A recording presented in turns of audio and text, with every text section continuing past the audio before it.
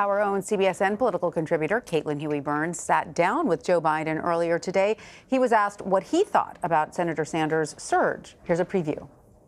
Do you think that Democrats in any way underestimated Bernie Sanders? I didn't, and because, look, Bernie's been doing this, and he's been doing a good job at it since before Hillary, and since then. He's never slowed up, and I compliment him on that. I don't think he should have slowed up for what he wants to do.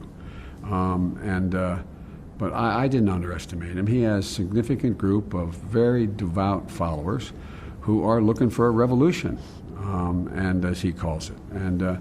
But what he's proposing, I don't see. Look, I think what the Democratic Party is looking for is a Democrat, and I mean that sincerely. An Obama-Biden Democrat, a Democrat that is very progressive but is able to get things done. And we'll find out whether I'm right about that or not. Do you think Bernie Sanders needs to register as a Democrat? Well, it would be helpful, but that's his decision. Look, he's registered as an independent except when he runs for president.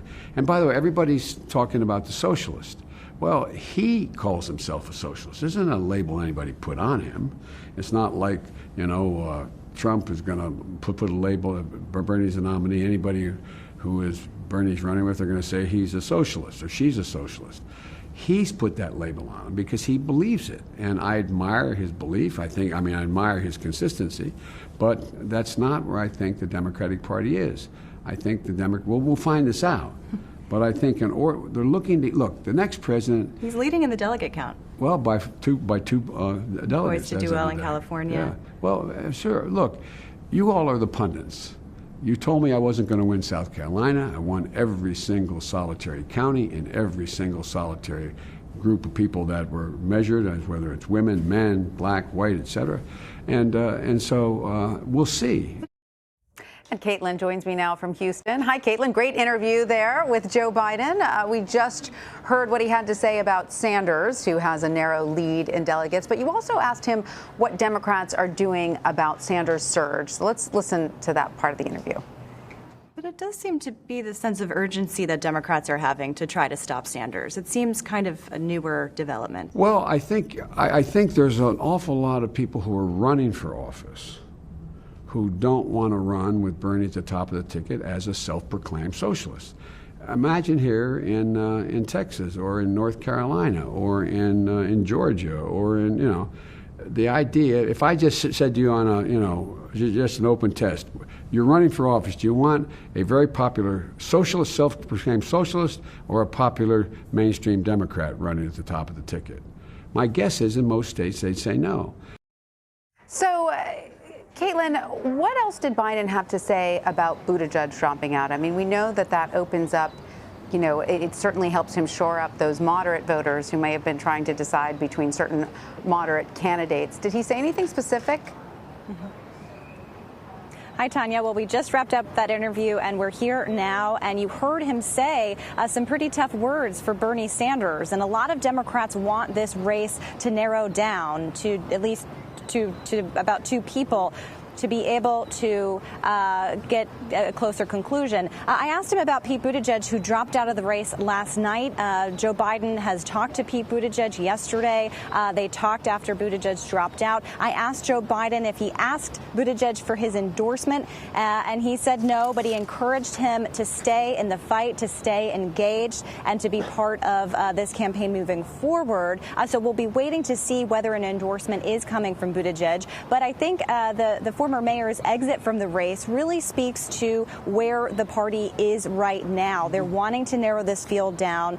For some candidates, there is not a clear pathway to the nomination, and there is a growing sense from establishment-oriented Democrats or traditional Democrats who are inclined to a Biden or a Buttigieg or some of these other candidates to stop Bernie Sanders' momentum. Remember, we're heading into Super Tuesday tomorrow. If you look at the polling in California and here in Texas, Bernie Sanders is well positioned, and that kind of threatens to change the narrative for Joe Biden coming off that big win in South Carolina. Of course, we know that one of the things that catapulted him to that big win was his support among black voters. And you asked him about this support. Mm-hmm. Here's what he said.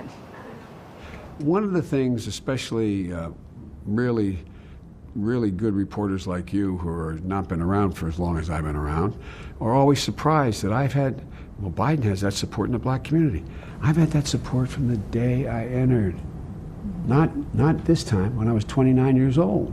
This is the base from which I come. I've been involved with the black community my entire career.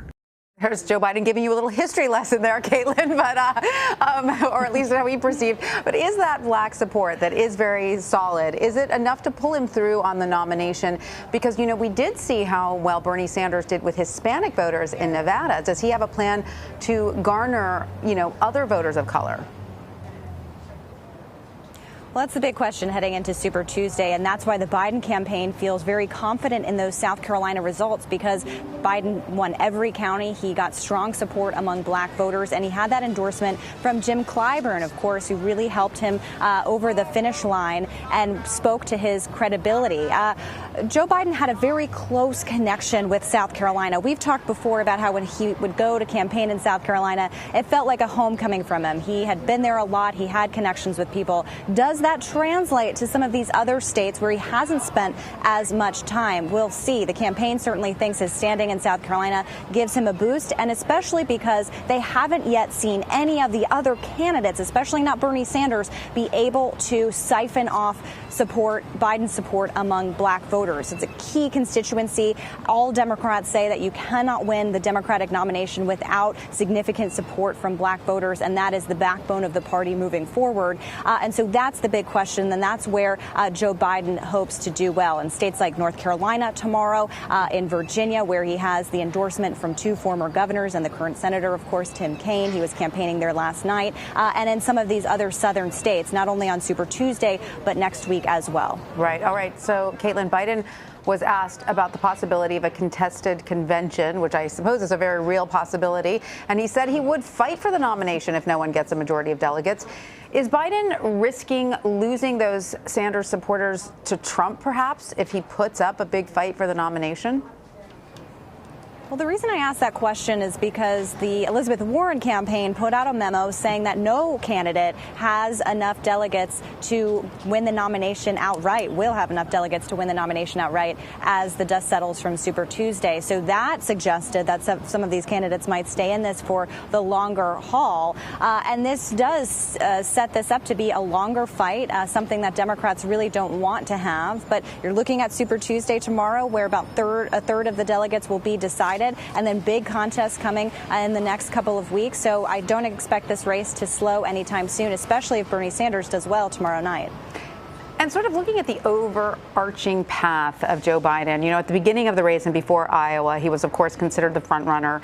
He then lost a lot of steam ahead of South Carolina. What happened there? You know, Joe Biden has been running for president over the past 3 decades. This is his third run. And in South Carolina, that was his first ever primary or caucus win.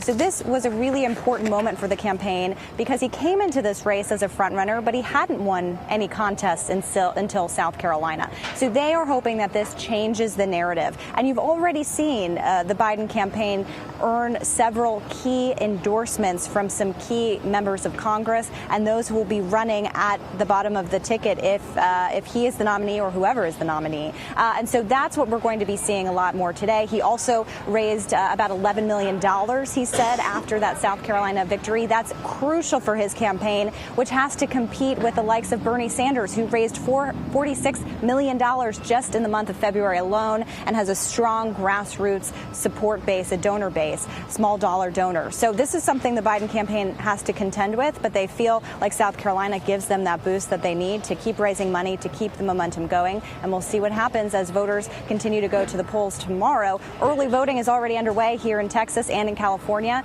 So Pete Buttigieg dropping out last week. We'll see where those supporters go. But keep in mind that a lot of people already voted for him before the primary ends tomorrow. Yeah, and I suppose those folks don't get a redo, right, Caitlin?